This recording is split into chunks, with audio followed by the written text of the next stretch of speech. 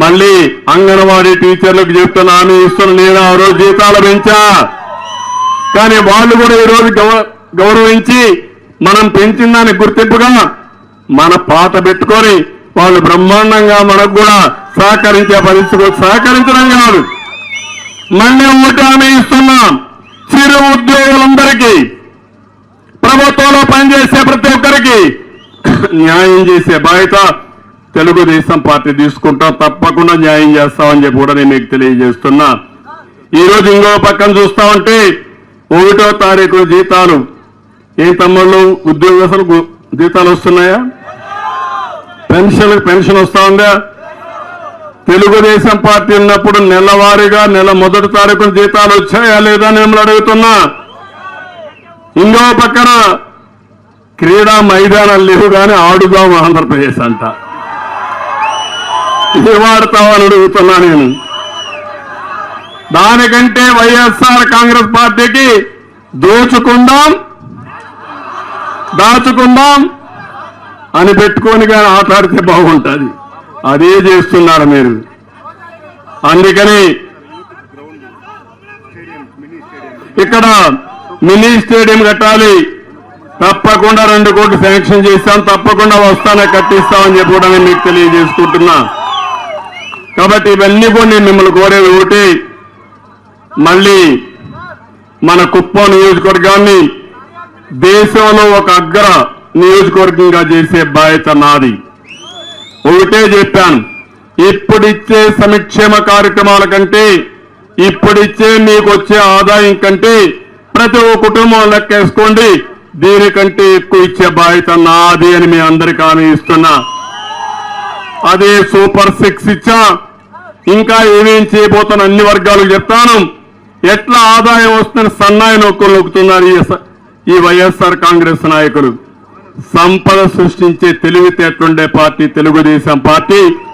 సంపద సృష్టిస్తాం, మా యువత ఉన్నారు, కొండనైనా సరే బద్దలు చేసే శక్తి ఉంది, వాళ్లకు ఉపాధి కల్పిస్తే ఆదాయం పెరుగుతుంది, సంపద వస్తుంది, తద్వారా సంక్షేమ కార్యక్రమాలు చేసే అవకాశం వస్తుంది. అవి కూడా చేస్తానని చెప్పి తెలియజేసుకుంటూ, మళ్ళీ ఈ రాముకు మన గుడిపల్లిలో మీ అందరికీ ఒకటే హామీ ఇస్తున్నా. నేను ఒకటే మిమ్మల్ని అందరినీ కోరుతున్నా, 100 రోజులు నా కోసం, సమాజం కోసం మీరు పనిచేయండి. రాష్ట్రంలో నెంబర్ 1 నియోజకవర్గంగా అతిపెద్ద మెజార్టీ తెప్పిస్తామని గట్టిగా చప్పట్లు కూడా చెప్పండి. 1,00,000 ఓట్ల మెజారిటీ లక్ష్యంగా పెట్టుకున్నాం. సాధిస్తారా అని మిమ్మల్ని అడుగుతున్నా. సాధిస్తామని చేలిపైకి ఎత్తండి. ప్రతి ఒక్కరు ఎందుకు కోరుతున్నానంటే, ఎన్ని ఓట్లు వచ్చినా గెలిపే, గెలవడానికి ఏమీ డోకా లేదు. ఎవడు వచ్చినా, ఎంతమంది రౌడీలు వచ్చినా, రౌడీల గుండెల్లో రైళ్లు పెరిగెత్తించి ఈ కుప్పం నియోజకవర్గం గెలిపించే సత్తా మా ప్రజలకుంది. గతంలో నిరూపించిన ఘనత కూడా మీకుంది.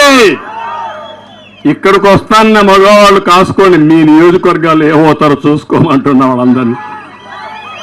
ఆ రోజు నేను వదిలిపెడితే మీరు గెలిచారు, పోనీ అని వదిలిపెట్టా. ఈసారి వదిలిపెట్టను.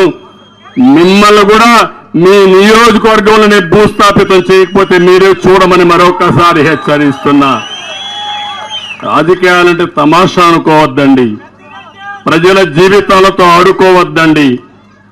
ఏదో తమాషా అనుకోని ఈ రోజు జరుగుతుంది కాబట్టి దోచేసుకుంటే కడమంతా ప్రజలంతా అమాయకులు చూస్తా ఊరుకు ఉంటారనుకుంటారు. కానీ వీళ్ళు దోషినంతా లెక్క పెట్టుకుని అవసరమైనప్పుడు చితకబాస్తారు, తిరగబడతారు, నడ్డి విరగ్గొడతారు.